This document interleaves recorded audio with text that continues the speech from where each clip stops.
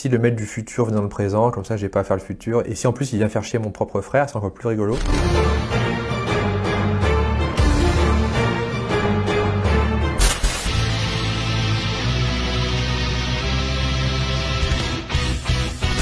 Alors ça a commencé en 2009 avec mon frère et Florent Dorin et je cherchais une histoire, une façon de faire de la science-fiction mais pas chère, et l'idée la plus simple qui m'est venue, qui est même pas une idée, hein, c'est vraiment un début d'idée, c'était et si le maître du futur vient dans le présent, comme ça j'ai pas à faire le futur, et après il raconte ce qui se passe dans le futur, et donc je me dis tiens c'est assez simple, c'est rigolo, et si en plus il vient faire chier mon propre frère, c'est encore plus rigolo. Et c'est comme ça qu'est démarré le truc, sachant que c'était même pas une série, hein, c'était des sketchs au départ, et c'est vraiment au fur et à mesure qu'on s'est dit tiens c'est marrant parce que les gens aiment bien et nous ça nous amuse. Et ça coûte rien. Donc on va continuer à en faire. Et au bout d'un moment, on s'est dit, mais en fait, c'est une série qu'on fait là. Et donc ça a démarré un peu comme ça, un peu simplement, et ça s'est déployé au fur et à mesure. Et après, au bout d'un moment, des gens sont venus nous aider. On dit, ah, j'ai une perche. Ah, moi, j'ai un projo. Ah, moi, j'ai 2 projos. Et du coup, l'équipe s'est un peu agrandie. Et au bout d'un moment, il a fallu les payer.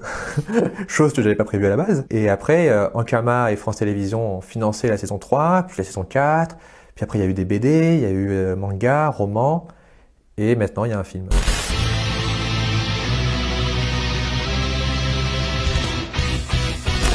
Non, en fait, la saison 2, c'est la saison où on fait genre, on a des financements, mais on n'en a pas, pour convaincre les gens de nous financer qu'on était professionnels. Donc du coup, la saison 2 paraît financée, mais elle l'est pas.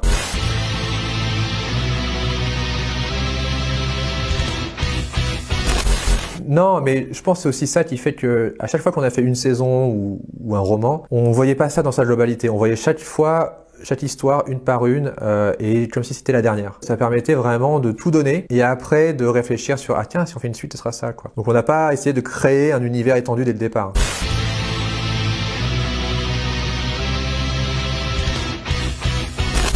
L'idée de faire un film, c'est même pas moi qui l'ai proposé parce que jamais j'aurais osé l'imaginer. C'était les producteurs d'Ankama qui m'ont dit si on produit une saison 3 et 4, après l'intérêt c'est de faire un film. Et j'ai fait ah ouais ça serait fou. Mais c'était encore très très lointain et je me disais bon on verra ça plus tard. Après la saison 4, j'ai commencé à écrire un film et c'était compliqué parce qu'il fallait que ce soit un film de cinéma, donc un film ouvert pour tout le monde et il fallait pas que ce soit juste une suite voilà quoi de la série. J'ai mis 3 ans à écrire le scénario, à faire plein de versions différentes, à essayer de trouver les bons personnages, la bonne histoire, le bon axe. J'ai fait 10 versions, alors c'est pas le scénario complet dans le sens dialogué, mais 10 versions de synopsis, donc de résumé, très différentes. Genre dans le sens où c'est vraiment des personnages différents, des situations différentes. Et après, quand j'ai trouvé la bonne histoire, là il y a eu peut-être 2 versions du scénario.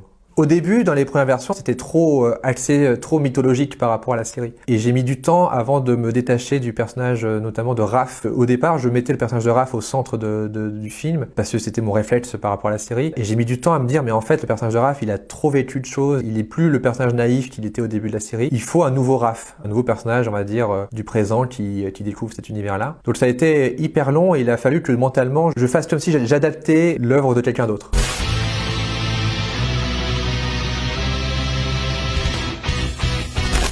Ben oui, bien sûr. Alors c'est souvent des choses liées au spectaculaire. Hein. C'est forcément ça qui est le premier truc qui est réduit. Donc par exemple, il y a une séquence qui se passe dans le passé à un moment, pendant la Première Guerre mondiale, et à la base dans le scénario, elle se passait dans 3 époques différentes. Et il a fallu, on m'a dit, choisis une des 3 époques.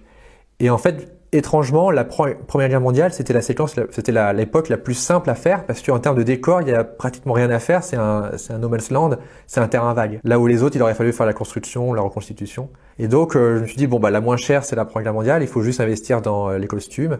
Et après, c'est en effets spéciaux qu'on rajoute des avions et tout. Bien sûr, j'aurais aimé faire plus d'époques, mais en même temps, ça manque pas. C'est-à-dire que, au final, même s'il y a des trucs qui ont été pas simplifiés, mais qui ont été faits pour que ça rentre dans un budget, l'important c'est les personnages, c'est l'histoire. Donc même si je me serais éclaté à faire plein d'époques différentes, peut-être que les gens seraient emmerdés parce que si on suit plus les personnages, ça n'a pas d'intérêt, quoi.